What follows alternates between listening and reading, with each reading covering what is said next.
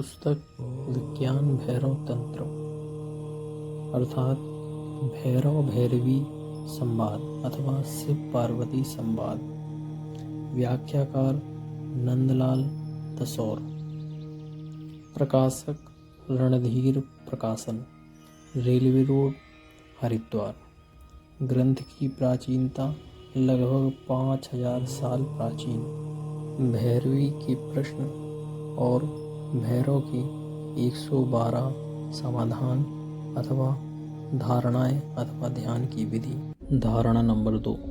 मरुतोन्तर बहिर्वापि व्यत्युक्मानिवर्तनात् भैरव्या भैरवस्येत्थं भैरवी व्यज्यते वपुः।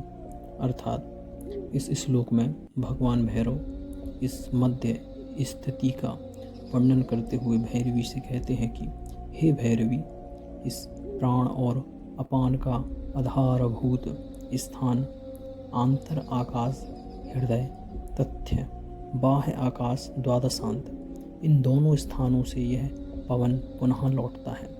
इसके पुनः लौटने से पूर्व एक क्षण के लिए वह रुकता है। इस स्थिति को द्वादशांत कहा जाता है। इस समय उसकी वृत्ति अंतर्मुख ही हो जाती है। उस समय ऐसा अनुभव होता है कि प्राण और अपान कहीं विलीन हो गए हैं। इस स्थिति को योग शास्त्रों में कुंभक कहा गया है तथा तंत्र इसे मध्य दशा कहते हैं।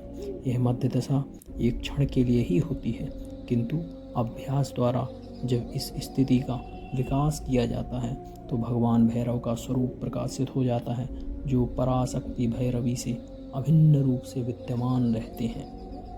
धर्म और धर्मी जिस प्रकार अभिन्न है, उसी प्रकार शिव और उसकी शक्ति अथवा भैरव और भैरवी अभिन्न है। इसको अलग नहीं किया जा सकता। वे परमार्थ रूप में एक ही हैं, किंतु इनमें भेद ज्ञात होता है। जब प्राण और अपान दोनों का चलना ना हो, तभी इस मध्य दशा का अनुभव किया जा सकता है। योग शास्त्र के अनुसार हृदय स्थित कमल कोश से प्राण का उदय होकर नासिका मार्ग से निकलकर 12 अंगुल चलकर अंत में आकाश में विलीन हो जाता है। प्राण की इस बाह्य गति को रीचक कहा जाता है तथा इस बाह्य आकाश से अपान का उदय होता है तथा नासिका मार्ग से चलकर यह हृदय स्थित कमल कोश में विलीन हो जाता है। अपान की इस स्वाभाविक आंतरगति को पूरक कहा जाता है। जब द्वादशांत में तथा अपान वायु हृदय में क्षण भर के लिए रुक जाती है, उसे योग शास्त्रों में कुंभक कहा जाता है। यह कुंभक अवस्था 2 तरह की होती है, बाह्य कुंभक तथा आंतर कुंभक।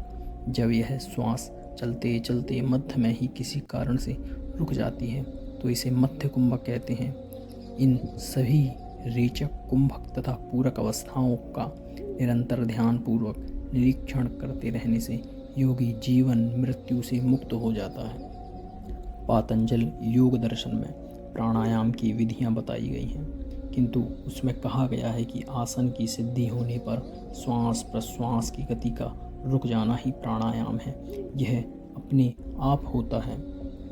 हठ योग में विभिन्न प्रकार के प्राणायामों का वर्णन है।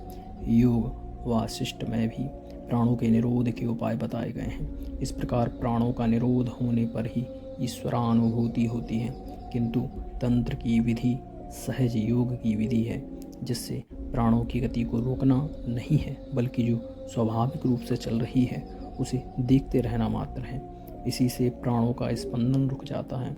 वह साधक ध्यान में प्रवेश कर जाता है। इस ध्यान की स्थिति में ही साधक को शिवानुभूति हो जाती है।